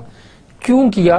ताकि आप इस एक्टिविटी को प्रॉपर वे के अंदर जो है वो इंप्लीमेंट करवा सके। अगर हम एक प्रोग्राम ले लें और प्रोग्राम के अंदर हम सारी चीजें एक ही प्रोग्राम के अंदर आ रही हैं, उनको हम डिफरेंट पैरामीटर्स में ना लेकर जाएं, तो वो हमारे पास प्रोग्राम जो सक्सेसफुल इंप्लीमेंट नहीं हो सकेगा। क्योंकि जो ट्रांसपोर्टेशन प्रोजेक्ट रिक्वायरमेंट है वो वाटर प्रोजेक्ट से बहुत डिफरेंट है। जो आपके पास सुई गैस आपने देनी है कम्युनिटी को, उसकी जो है रिक्वायरमेंट्स जो है आपके बाकियों से बहुत डिफरेंट है। अगर आपने कम्युनिटी को स्कूलिंग सर्विस देनी है तो स्कूलिंग सर्विसेज एजुकेशन जो है उसमें एजुकेशन के एक्सपर्ट्स का होना जरूरी है।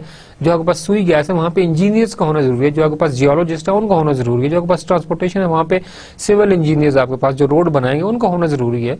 तो वाटर के अंदर भी सेम थिंग, उसके एक्सपर्ट होना जरूरी है। तो आपको प्रोजेक्ट्स में डिफरेंट डिवाइड करना पड़ेगा।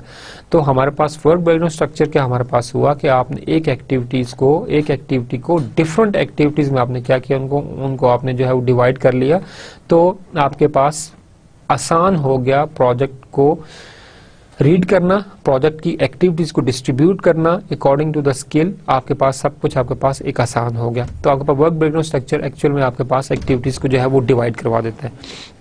तो हमने कहा कि ट्रांसलेशन ऑफ ऑब्जेक्टिव्स, कि आपके पास जो ऑब्जेक्टिव्स हैं वो आपके पास ट्रांसलेट हो गए किसके अंदर, इनटू वर्क ब्रेकडाउन स्ट्रक्चर। जो आपका ऑब्जेक्टिव था उनको आपने डिवाइड किया किसके अंदर, अपने गोल्स के अंदर। गोल्स आपने जो है उसको एक्टिविटीज में किया और एक्टिविटीज को आपने अपने एम्प्लॉयज को दे दिया। तो ये हमारे पास एक और जो है वो बेनिफिट हमने डिस्कस किया कि हमारे पास जो रिटन मिशन स्टेटमेंट है वो होना क्यों जरूरी है। इसके बाद जो नेक्स्ट हमारे पास पॉइंट है, to specify organizational purpose. Organization का पर्पस क्या है? Of course this is one of the core requirement of mission statement and translation of these purposes into the objective। जो पर्पस था उसको आपने ट्रांसलेट करवाया किसके अंदर, ऑब्जेक्टिव्स के अंदर। आपको पता है आपका पर्पस ये है और इस पर्पस का मकसद क्या है कि आपने फ्यूचर में कहीं तक पहुंचना है। तो जो पर्पस को आपने क्या किया, अपने ऑब्जेक्टिव्स के अंदर डिवाइड किया और ऑब्जेक्टिव्स के अंदर फिर आपने गोल्स बनाए, स्ट्रेटजीज बनाई और उनको फिर आपने इंप्लीमेंट करवाया ताकि जो अपने पास जो पर्पस है उसको आप अचीव कर पाएं। अगर आप अपने ऑब्जेक्टिव्स को प्रॉपरली और वेल मैनर्ड और मतलब वेल असाइंड वे के साथ अगर आप उसको आप अचीव कर लेते हैं तो आपके पास जो ऑब्जेक्टिव्स जो हैं वो आपके पास हेल्प करेंगे आपके पर्पस को जो है वो अचीव करने के लिए। अगर आपके पास ये चीज़ें सिंक्रोनाइज्ड हैं कि आपके पास जो ऑब्जेक्टिव्स हैं वो लिंक्ड हैं आपके पर्पस के साथ, ऑर्गेनाइजेशनल पर्पस के साथ, मीन आपके जो विजन स्टेटमेंट के साथ, तो इससे आपको क्या होगा, it helps in assessment and controlling of cost, time and performance parameter. देखें आपके पास तीन चीज़ों को आपके पास हेल्पफुल होंगे। आपके पास कॉस्ट जो है वो प्रॉपरली वेल मैनेज्ड होगी, टाइम जो है आपके पास वो आप इजी तरीके से उसको अपलॉट कर पाएंगे, और तीसरे पर्पस चीज़ के हमारे पास परफॉर्मेंस पैरामीटर, जो आपके पास परफॉर्मेंस पैरामीटर्स है वो भी आपके पास क्या होंगे, सारे के सारे आपके पास जो होंगे वो आपके पास होंगे ईजिली वे में आपको क्या करें उनको आप जो है वो एडजस्ट कर पाएंगे। तो आप देखें कि अगर आप अपनी एक्टिविटीज़ जो है उनको आप लिंक करते हैं अपने जो पर्पस के साथ, तो आपके पास क्या होगा कि आप इजीली वे में असेस कर पाएंगे कि आपकी कितनी कॉस्ट आएगी। जिस तरह हमने बात की कि हमारे पास एक प्रॉपर वर्क ब्रेकडाउन स्ट्रक्चर आपके पास होगा तो आपको पता चल जाएगा मेरे इस फेज के अंदर इतनी कॉस्ट आएगी। तो आप एक तो कॉस्ट एस्टिमेशन, कॉस्ट की जो असेसमेंट है वो आप प्रॉपर और वेल मैनेज्ड वे से आप कर पाएंगे। सेकेंडली, इस फेज के अंदर जो आपने काम करना है करंटली, इस फेज के अंदर आपको कितना टाइम चाहिए होगा, तो आप अपने टाइम को भी मैनेज कर पाएंगे प्रॉपरली। कॉस्ट तो आपने दे दी, वो तो एक रिसोर्स है, आपके पास फाइनेंशियल रिसोर्स है, उसको आपने एलोकेट कर दिया, बट टाइम जो हमारे पास है कितना लगेगा, इसका आप जो है वो इस स्लैग को कंट्रोल करना ज़रा मुश्किल होता है। अगर आपके पास एक एक्टिविटी जो है वो पीछे रहेगी तो अगले एक्टिविटी का टाइम भी उस एक्टिविटी को मैनेज करने में लग जाएगा। तो इस तरह करते करते करते आपके पास टाइम मैनेजमेंट जो है ये हमेशा एक प्रोजेक्ट के अंदर क्या रहता है वो इशू रहता है कि अगर आप एक एक्टिविटी को प्रॉपरली मॉनिटर नहीं कर पाए, फॉर एग्जाम्पल आपने प्रोजेक्ट बना दिया, आपने हर चीज़ जो है वो डिफाइन कर दी, लेकिन एक कंपोनेंट के लिए जो स्किल रिक्वायर्ड थी आपके पास वो स्किल है ही नहीं। तो आप क्या किया, उस स्किल को मैनेज करने के लिए और उस बंदे को तमाम ट्रेन करने में जो आपका टाइम लगा वो आपके पास पहले प्रोजेक्ट स्केड्यूल में नहीं था, लेकिन अब उस एक स्किल के ना होने से या उस एक मशीनरी के ना होने से आपका पूरे का पूरा जो प्रोसेस है वो आपके पास क्या हो गया, वो आपके पास रुक गया। तो अब आपने इस चीज को देखना है कि हमने जो मिशन स्टेटमेंट अगर प्रॉपरली होगी तो आप अपनी टाइम को भी जो है वो प्रॉपरली जो है स्केड्यूल कर पाएंगे, आप अपने कॉस्ट को भी प्रॉपर कंट्रोल कर पाएंगे, एंड परफॉर्मेंस पैरामीटर जो आपने अपने परफॉर्मेंस पैरामीटर्स या इंडिकेटर्स रखे हैं कि अच्छा अगर ये स्टेप हो जाएगा तो मतलब हमारे परफॉर्मेंस इतने % कंप्लीट हो जाएगी। हमने फेज 1 में यहाँ तक कंप्लीट किया तो इट्स मीन कि हमारे पास 35% ऑफ द प्रोजेक्ट कंप्लीटेड। जो फेज 1 के अंदर इतना था हमारे पास प्रोजेक्ट कंप्लीट हो चुका है। जब आप गवर्नमेंट सेक्टर के अंदर या किसी भी इंडस्ट्री से आप जब कोई फंड लेते हैं तो वो आपको फंड डायरेक्टली पूरे के पूरे प्रोजेक्ट का नहीं दे देते, वो आप कहते हैं कि आप अपने प्रोजेक्ट को जो है डिवाइड करें फेजेस के अंदर, और हर फेज के हिसाब से जो है प्रोजेक्ट क्या करते हैं वो रिलीज किया जाता है। जब आप एक फेज कंप्लीट करते हैं तो आप कहते हैं जी मेरा 30% जो है प्रोजेक्ट जो है वो कंप्लीट है। तो जो ऑर्गेनाइजेशंस के होते हैं हमारे पास लोग, या एक गवर्नमेंट सेक्टर के अंदर जो हमारे पास पॉलिसी मेकर्स हैं, जो हमारे पास डिफरेंट डिपार्टमेंट्स हैं, वो जाके असेस करते हैं उस प्रोग्रेस को कि यहाँ तक प्रोग्रेस हुई है तो ये हमारे पास प्रोग्रेस जो है वो ठीक है या नहीं। अगर वो प्रोग्रेस जो है वो ठीक होती है तो वो क्या करते हैं कि वो नेक्स्ट फेज की तरफ क्या करते हैं, मूव करते हैं। हाँ जी, यहाँ तक जो था प्रोग्रेस वो कंप्लीटेड है, तो सेकंड जो फेज है उसका जो बजट है वो रिलीज कर दिया जाता है। सिमिलरली सेकंड बजट की जब आपके पास अकाउंटेबिलिटी होती है, जब उसके ऑलरेडी जो हमारे पास जो प्रॉपर उसको आके जब इंजीनियर्स असेस करते हैं तो आप जो है नेक्स्ट फेज की तरफ चले जाते हैं। इससे एक तो ये है कि आपके पास बजट भी आ रहा है, साथ साथ जो है पता भी चल रहा है आपके पास जो भी आपके पास इंडस्ट्रीज हैं, ऑर्गेनाइजेशंस हैं या एक एम्प्लॉयर है कि हमारे पास जो है प्रोजेक्ट आगे की तरफ भी जा रहा है। अदरवाइज आप कहें जी पूरे का पूरा प्रोजेक्ट करने के बाद देखेंगे तो of course it's very difficult. तो आपके पास budget, time as well as हर चीज आए होगी, तो मॉनिटरिंग जो फैक्टर है वो भी आपके पास आसान हो जाएगा अगर आपके पास एक्टिविटीज जो है वो आपके पर्पज के साथ प्रॉपरली क्या होंगी, आपके पास वो लिंक्ड होंगी। ठीक है क्लास, तो ये हमने बात की why written mission statement is important. इसके अंदर 2-3 चीजें हमने और ऐड करनी। Developing a comprehensive mission statement is important because divergent views among why. वहां पीछे हमने बात की थी रीजंस, क्यों हम डेवलप कर रहे हैं। अब यहाँ पर क्यों जरूरी है कि ऑर्गेनाइजेशन के अंदर कौन कौन सी ऐसी चीजें हैं जो कि प्रॉब्लमेटिक हो सकती हैं, और उन प्रॉब्लम्स को ओवरकम करने के लिए आपका मिशन स्टेटमेंट होना का रिटर्न होना बहुत जरूरी है। तो वो प्रॉब्लम्स हमारे पास क्या चीजें हैं। फर्स्ट हम बात करते हैं कि developing a comprehensive mission statement is important because divergent views important among divergent views among managers can be revealed and resolved through this process. हमारे पास मैनेजर्स आपके पास जो हैं उनके में भी डिफरेंट पॉइंट ऑफ व्यूज हों कि एक मैनेजर जो है वो एक स्ट्रेटजी को डिफरेंट तरीके से देखता होगा। फाइनेंस डिपार्टमेंट कहता है कि मेरे पास बजट कम है, मैं इस चीज के लिए बजट नहीं दे सकता, बट मार्केटिंग डिपार्टमेंट कहता है जी अगर हम ये एक्टिविटी कर लेंगे तो हम इससे ज्यादा जो है वो रेवेन्यू जनरेट कर पाएंगे। तो ये एक डिफरेंट पॉइंट ऑफ व्यूज हैं। मार्केटिंग डिपार्टमेंट जो है उस एक्टिविटी को एक बेनिफिशियल देख रहा है, बट जो फाइनेंस डिपार्टमेंट है वो अपनी जो है देख रहा है लिमिटेशंस को कि मेरे पास रिसोर्सेज लिमिटेड है और मैं इस बजट को इस बंदे को अलॉट नहीं कर सकता, इस एक्टिविटी के लिए मैं इसको नहीं अलॉट कर सकता। तो हमारे पास जो एक कंप्रिहेंसिव रिटर्न मिशन स्टेटमेंट होगी तो इस तरह की जो आपके पास डाइवर्जेंट हमारे पास जो एक व्यूज है मैनेजर के उनको आपको पास ओवरकम करना ज्यादा आसान हो जाएगा। मार्केटिंग डिपार्टमेंट जो स्ट्रेटजी प्रपोज कर रहा है, whether that strategy is going to help an organization to achieve their mission statement and whether that thing leads towards a vision. अगर वो स्ट्रेटजी है ऐसी जो कि एक आपके पास जो है चेंज या एक आपके पास जो है वो एक टर्निंग पॉइंट है आपके ऑर्गेनाइजेशन की चेंज के अंदर, तो ऑफ कोर्स फाइनेंशियल जो मैनेजर्स हैं उनको इस चीज पे डिसीजन लेना पड़ेगा कि हमारे पास ये एक्टिविटी जो है ये हमारे पास मार्केट के अंदर हम ज्यादा मार्केट शेयर जो है इस एक्टिविटी से जनरेट करवा सकते हैं। तो वो क्या करेंगे कि वो अपने पास अपने बजट को प्रॉपर्ली एलोकेट करेंगे। इसी तरह हमारे पास अगर R&D एक चीज जो है वो प्रपोज करती है कि हमें इस चीज के लिए बेनिफिट हमें इस चीज पे काम करना चाहते हैं और उसके लिए हमें जो है वो बजट चाहिए। और एक चीज आप लोगों को मैं बताना चाहूंगा, हमारे पास जो ऑर्गेनाइजेशन जो है एक अच्छी ऑर्गेनाइजेशन जो है वो अपना सबसे ज्यादा जो बजट जो है स्पेंड करती है अपनी R&D डिपार्टमेंट के ऊपर, ताकि वो अपने प्रोसेस को अपने प्रोजेक्ट को कंटिन्यूस जो है वो इम्प्रूवमेंट की तरफ जो है वो लेकर जा सके। जब एक प्रॉपर कंटिन्यूस इम्प्रूवमेंट होगी एक प्रोजेक्ट की एक प्रोडक्ट के अंदर तो आपके पास जो है वो कॉस्ट भी आपके पास रिड्यूस होगी और आपके पास जो मार्केट शेयर है वो भी आपके पास क्या होगा वो बढ़ेगा। तो एक अच्छे मैनेजर्स क्या करते हैं आपके पास कि R&D डिपार्टमेंट तरफ ज्यादा जो है वो फाइनेंसियर्स अपने रखते हैं ताकि जो है प्रोडक्ट के अंदर ज्यादा आपके पास इंप्रूवमेंट हो सके। सिमिलरली आप देखें दुनिया भर के अंदर आपके पास जो सबसे ज्यादा जो बजट रखा जाता है वो आपके पास रिसर्च एंड डेवलपमेंट के अंदर रखा जाता है। यूनिवर्सिटीज जो है वो रिसर्च एंड डेवलपमेंट के लिए स्टूडेंट्स को स्कॉलरशिप्स देती हैं, ओपन होती हैं। एक्चुअल में वो एक किस्म की सोशल रिस्पॉन्सिबिलिटी भी जो है वो भी आप जो है वो उसको भी प्रॉपरली जो है वो मैनेज कर लिए होते हैं, बट उसके साथ साथ क्या है मतलब आपके पास वो अपनी ऑर्गेनाइजेशन की डेवलपमेंट को भी देख रहे होते हैं। जिस फील्ड के अंदर कोर फील्ड के अंदर वो काम करें उसके प्रोसेस को भी वो लोग जो है वो इम्प्रूव कर रहे होते हैं। तो हमने इसको देखा कि हमारे पास डाइवर्जेंट व्यूज को ओवरकम किया जा सकता है, मैनेजर्स के जो कॉन्फ्लिक्ट आने वाला है उसको खत्म किया जा सकता है अगर आपके पास जो है मिशन स्टेटमेंट जो है प्रॉपरली क्या होगी, वेल डॉक्यूमेंटेड और रिटन फॉर्म में होगी। सेकेंड हम जो पॉइंट उसको हम डिस्कस करते हैं, considerable disagreement among an organization's strategist our vision and mission statement can cause trouble if not resolve. अगर आपके पास मिशन और स्टेटमेंट डॉक्यूमेंटेड है ही नहीं और हर वक्त वो चेंज हो रही है, मिशन स्टेटमेंट चेंज हो रहा है, विजन स्टेटमेंट चेंज हो रहा है, एक मैनेजर आया उसने एक अपनी विजन मिशन स्टेटमेंट दी, दूसरा CEO आया उसने उसको चेंज कर दिया, ये नहीं हमारे पास ये मिशन विजन स्टेटमेंट होनी चाहिए। तो अगर आप अपनी मिशन और विजन स्टेटमेंट के अंदर इतना रैंडमली चेंजेस कर रहे हैं तो ये ऑफ कोर्स एक ऑर्गेनाइजेशनल जो परफॉर्मेंस है उसको जो है डिस्टर्ब करेगा। जैसे हम लास्ट टाइम हमने कहा कि हमारे पास एक क्लियर और वेल डॉक्यूमेंटेड और फॉर्मलाइज्ड मिशन स्टेटमेंट अगर होगी आपके पास तो आप 30% जो है अपने फाइनेंशियल एसेट्स जो है उनके ऊपर आप ज्यादा रेवेन्यू जो है वो कमा सकते हैं बनिस्बत उन ऑर्गेनाइजेशंस के जिन्होंने अपने पास जो है मिशन विजन स्टेटमेंट को प्रॉपरली फॉर्मलाइज नहीं किया होगा। तो हमने इस चीज पे फोकस करना है कि हमारे पास एक क्लियर जो है वो मिशन स्टेटमेंट होनी चाहिए ताकि जो इस तरह के प्रॉब्लम्स हैं जो आपके पास वो ना आए।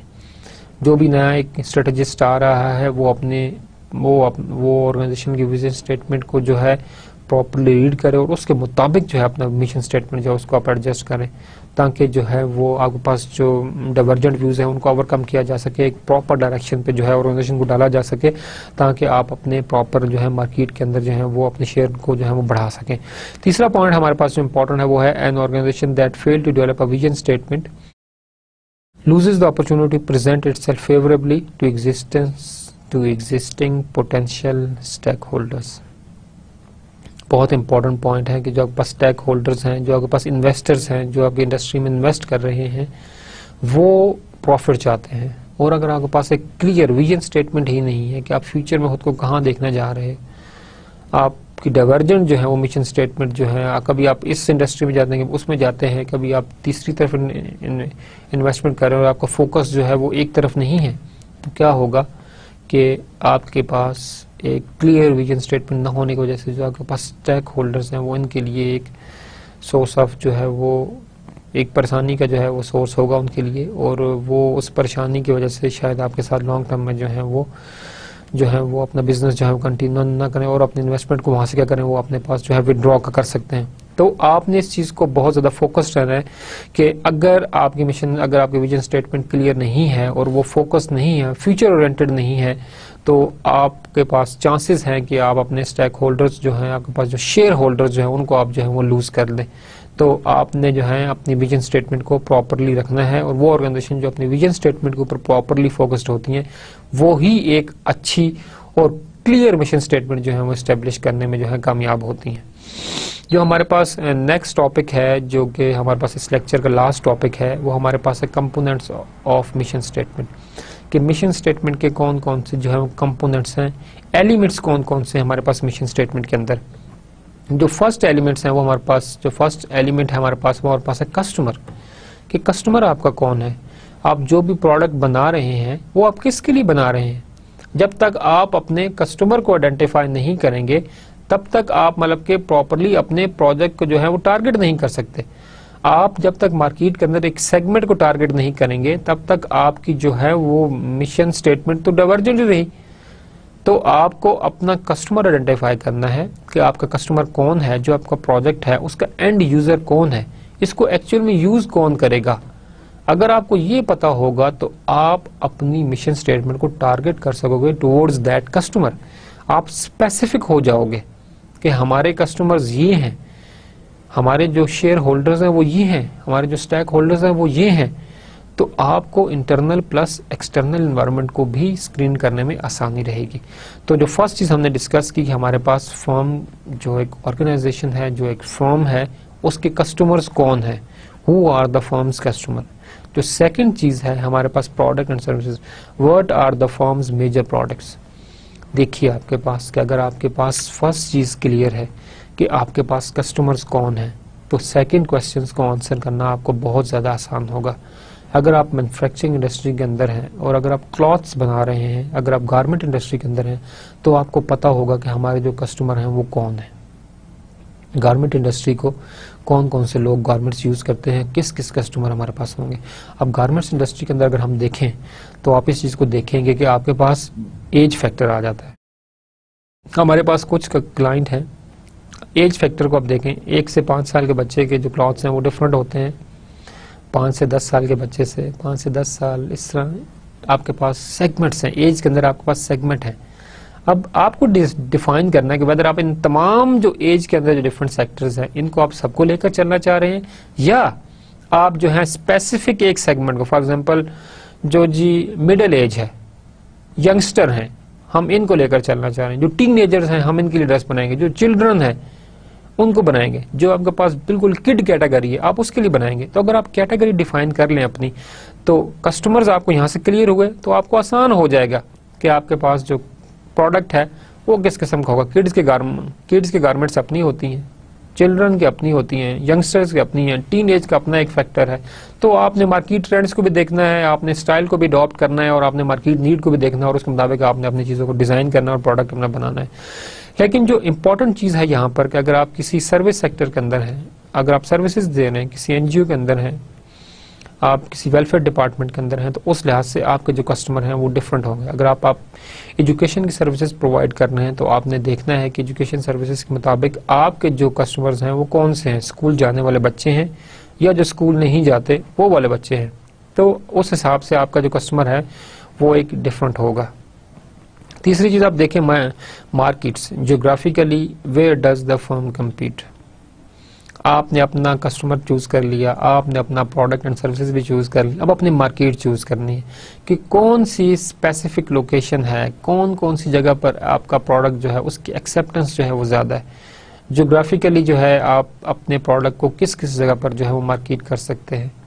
वेदर आप जो है वो लोकली जो है वो अपने बिजनेस को रखना चाह रहे हैं या आप उसको जो है इंटरनेशनलाइजेशन की तरफ जाना चाह रहे हैं, आप जो है उसको आउटसोर्स भी करना चाहते हैं, आप जो है ऑफशोर आउटसोर्सिंग की तरफ भी जाना चाह रहे हैं, तो आपको देखना है कि आपकी जो इंडस्ट्री की जो जियोग्राफिकल लोकेशन है वो मतलब क्या होनी चाहिए, कहाँ पर होनी चाहिए, और आपके पास जो भी आप स्ट्रेटजीज बना रहे हैं, अपना प्रोडक्ट बना रहे हैं, उसकी एक्चुअल में मार्केट क्या है और मार्केट के अंदर कौन कौन सा कंपटीटर्स हैं, और जो आप प्रोडक्ट बनाने जा रहे हैं वो मार्केट में किस किस प्रोडक्ट से जो है वो कम्पीट करेगा, ताकि आप अपने प्रोडक्ट की क्वालिटी उन प्रोडक्ट के हिसाब से मेंटेन रख सकें। Technology is the form technologically current, जो आप टेक्नोलॉजी आपने यूज़ की क्या वो करंट टेक्नोलॉजी है या आप अभी तक जो है वो ओल्ड टेक्नोलॉजी के मुताबिक ही चीज़ें जो है वो बना रहे हैं। अगर आप ओल्ड टेक्नोलॉजी के मुताबिक जा रहे हैं, तमाम आपके सिस्टम जो है वो मैनुअल हैं, तो आपके पास जो टाइम है वो एक्स्ट्रा लगेगा। टाइम फैक्टर आपके पास बहुत बड़ा है। जब आपके पास डिमांड आती है किसी प्रोडक्ट की तो वो आपको एक टाइम स्लॉट देते हैं, उसी टाइम स्लॉट के अंदर ही आपको प्रोडक्ट बनाकर जो है कस्टमर को डिलीवर करना होता है। तो ये चीज़ आपके पास बहुत ज़्यादा एक ध्यान देने वाली है कि आपने अपने पास जो टाइम स्लॉट है उसको आपने प्रॉपर देखना है कि आपके पास टाइम स्लॉट है, इसके अंदर आपने प्रोडक्ट बनाना है। तो अगर आप टेक्नोलॉजी नहीं यूज़ करेंगे तो आपके पास जो टाइम फैक्टर है वो भी बचेगा, जो आपके पास प्रोडक्ट का प्रोसेस है वो भी इनोवेटिव होगा, और आपके पास प्रोडक्ट की जो क्वालिटी है वो भी आपके पास ज़्यादा होगा। अगर आपके प्रोडक्ट की क्वालिटी अच्छी होगी तो आपके पास जो मार्केट के अंदर जो एक्सेप्टेंस है वो भी आपके पास क्या होगी, वो ज़्यादा होगी। तो आपने टेक्नोलॉजी के ऊपर भी फोकस रखना है। थर्ड हमारा जो हमारे पास फिफ्थ पॉइंट है वो हमारा concern for survival, growth and profitability. Is the firm committed to growth and financial soundness. अगर आप ये देखना चाहते हैं कि फर्म जो है वो अपने सर्वाइवल, ग्रोथ और प्रॉफिटेबिलिटी की तरफ जा रही है और ये सब कुछ जो है फर्म अपने प्रॉफिटेबिलिटी के लिए काम कर रही है, तो उसके लिए आपको देखना होगा कि क्या फर्म जो है वो अपनी ग्रोथ के साथ कमिटेड है। अगर अपनी ग्रोथ के साथ कमिटेड है तो ऑफकोर्स जो ऊपर वाले तीनों फैक्टर्स हैं वो हमारे पास सही साबित होते हैं। हाँ जी, फर्म ग्रो कर रही है, इट्स मीन कि वो अपने सर्वाइवल के लिए कोशिश कर रहे हैं, अपनी ग्रोथ के लिए कोशिश कर रहे हैं, और अगर ग्रो करिए तो ऑफकोर्स इसकी जो प्रॉफिटेबिलिटी है वो भी बढ़ रही है। एंड फाइनेंशियल साउंडनेस, ग्रो करने के लिए ज़रूरी है कि आप फाइनेंशियली जो है वो साउंड हो, जो आपके पास फाइनेंशियल रिसोर्सेज हैं, जो आपको डिफरेंट एक्टिविटीज़ को मैनेज करने के लिए चाहिए, मार्केटिंग के लिए चाहिए, R&D के लिए चाहिए, एडवर्टाइजमेंट के लिए चाहिए, आपने सैलरीज देनी है, बोनस देने, रिवॉर्ड्स देने हैं, आपने अपने तमाम लाइबिलिटीज़ को ओवरकम करना है, तो उसके लिए आपका फाइनेंशियल साउंड होना बहुत ज़रूरी है। अगर आप ये चीज़ें प्रॉपरली मैनेज कर रहे हैं तो इट्स मीन कि आप जो है अपने सर्वाइवल के लिए कंसर्न है, आप ग्रोथ की तरफ जा रहे हैं और आपके पास जो प्रॉफिटेबिलिटी वो भी आपके पास बढ़ रही है। फिलॉसफी जो बिलीव्स होते हैं, वैल्यूज़ होती हैं, एस्पायरेशंस होती हैं, और जो हमारे पास ethical priorities of the firm वो जो होती हैं, क्या वो हैं या नहीं है। What are the basic believes, आपके बिलीव्स क्या हैं, आपकी फर्म्स की वैल्यूज़ क्या हैं, आप किस चीज़ से एस्पायर हैं, आपकी एस्पायरेशंस क्या हैं, और and ethical priorities of the firm. आपको इन तमाम चीज़ों को भी देखना है और अपने पास मिशन की जो फिलॉसफी है उसके अंदर आपने इन तमाम चीज़ों को जो है वो गौर करना है। डिफरेंट कल्चर्स के अंदर डिफरेंट एथिक्स, डिफरेंट बिलीफ्स और डिफरेंट नॉर्म्स होते हैं, तो आपने मिशन स्टेटमेंट के अंदर इस चीज़ को भी फोकस करना है कि जो आपकी फ़िलॉसफी है वो उस कंट्री के एथिक्स, बिलीफ्स और जो एथिकल प्रायोरिटीज़ हैं उनको देखते हुए आपने अपनी मिशन स्टेटमेंट को जो है उसको आपने एडजस्ट करना है। Self concepts, what is the firm distinctive competitiveness और मेजर कम्पिटिटिव एडवांटेज। आपका मेजर कम्पिटिटिव एडवांटेज क्या है।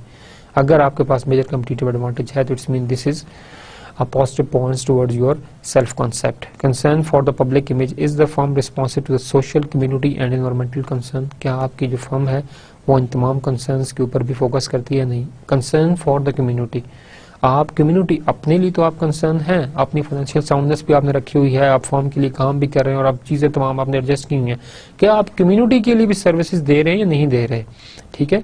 तो is the firm responsive to the social, community and environmental concern. इन तमाम, आप अगर किसी केमिकल इंडस्ट्री में आप पेंट्स बना रहे हैं, फॉर एग्जांपल पेंट इंडस्ट्री में है और आप मतलब एनवायरमेंटल कंसर्न नहीं है, जो आपके पास केमिकल्स निकल रहे हैं पानी के अंदर जिनको आप बहा रहे हैं, या जो आपके पास in the form of vapours जो हैं जो इन्वायरमेंट के अंदर जा रही हैं, या इन द फॉर्म ऑफ स्मोक जो है आप उसको रिलीज कर रहे हैं इन्वायरमेंट के अंदर, क्या उसके लिए आपको कंसर्न है कि नहीं। उसके लिए आपने टेक्नोलॉजिकल प्रोसेस अडॉप्ट किए हैं ताकि हम तमाम जो हैजर्ड्स हमारे पास केमिकल्स हैं उनके जो एक आपके पास पॉइजनस इफेक्ट है उनको ख़त्म किया जा सके, आप इसके लिए कंसर्न है कि नहीं। इसके लिए भी आपने अपने मिशन स्टेटमेंट के अंदर फोकस करना है। Concern for the employees, are employees a valuable asset of the firm. क्या आप अपने फर्म्स को, फर्म के जो एम्प्लॉयज़ हैं इनको आप जो है वो एम्प्लॉय लेबर समझते हैं या आप उनको एसेट समझते हैं। जो अच्छी फर्म्स होती हैं वो अपने एम्प्लॉयज़ को एसेट समझती हैं, उनको ट्रेनिंग देती हैं, उनको एसेट समझती हैं, क्योंकि वो उनको लॉन्ग टर्म में रिटेन रखना चाहती हैं। ठीक, तो आपने अपने मिशन स्टेटमेंट में इस चीज़ को फोकस करना है कि वेदर आप मतलब कि एम्प्लॉय के ऊपर एम्प्लॉय की डेवलपमेंट, एम्प्लॉय की ट्रेनिंग, रिवॉर्ड सिस्टम, इस पे फोकस करते हैं या आप नहीं करते। हम समरी की तरफ आते हैं। हमारा आज का लेक्चर एंड होने वाला है कि हम डिस्कस के विजन और मिशन स्टेटमेंट को। हमने कहा कि हमने बिजनेस रिपोर्ट में कहा था कि हमारे पास 30% high return on the financial measure, अगर आपके पास जो है वो स्टैंडर्डाइज्ड, वेल रिटर्न और फॉर्मलाइज्ड मिशन स्टेटमेंट होगी तो आप जो है अपने फाइनेंशियल रिटर्न्स के ऊपर 30% एक्स्ट्रा जो है वो प्रॉफिट आपके पास कमाएंगे। फिर हमने डिस्कस किया हमारे पास reason for developing mission statement. हमने पास कहा, इसमें हमने इंपॉर्टेंट पॉइंट डिस्कस किया। और पास था considerable disagreement among the organization strategist among vision and mission can cause trouble if not resolve. तो आपने डिफरेंट जो पॉइंट ऑफ व्यूज इनको आपने कैटर करते हुए एक क्लियर और एक स्टैंडर्डाइज जो है आपने मिशन स्टेटमेंट जो है आपने बनानी है। फिर हमने कंपोनेंट्स डिस्कस किए। अभी हमने खत्म किया, हमारे पास 9 कंपोनेंट्स थे। इन तमाम को आपने जब अपने मिशन स्टेटमेंट के अंदर टारगेट करना है और आपकी मिशन स्टेटमेंट इन तमाम चीज़ों को फोकस कर रही हो। जो हमारे पास नेक्स्ट लेक्चर में होगा, why firm do not plan strategically, वो स्ट्रेटेजिकली प्लान क्यों नहीं करती। मिशन विजन स्टेटमेंट को हमने बहुत क्लियर डिस्कस किया। अब हमने कहा कि कुछ फर्म्स प्लान करती ही नहीं है, वो क्यों नहीं करती, कौन कौन से ऐसे रीजंस हैं जिनकी वजह से जो फर्म्स हैं वो स्ट्रेटेजिकली प्लान नहीं करती। इसके बाद हम बात करेंगे कि जो प्लान नहीं करती वो तो रीजन निकल आएंगे हमारे पास, क्यों नहीं प्लान करती। अगर प्लान करती हैं तो what are the benefits of the planning strategically. तो हम इसको इंशाल्लाह नेक्स्ट लेक्चर में हम इसको डिस्कस करेंगे। Thank you very much class, इस लेक्चर के लिए बहुत शुक्रिया। Thank you very much, wish you a very good day. And इंशाल्लाह नेक्स्ट लेक्चर में हम बात करेंगे कि हमारे पास फर्म्स जो हैं वो स्ट्रेटेजिकली प्लान क्यों नहीं करती, और अगर वो प्लान करती हैं तो उसके क्या क्या बेनिफिट्स होंगे। Thank you very much.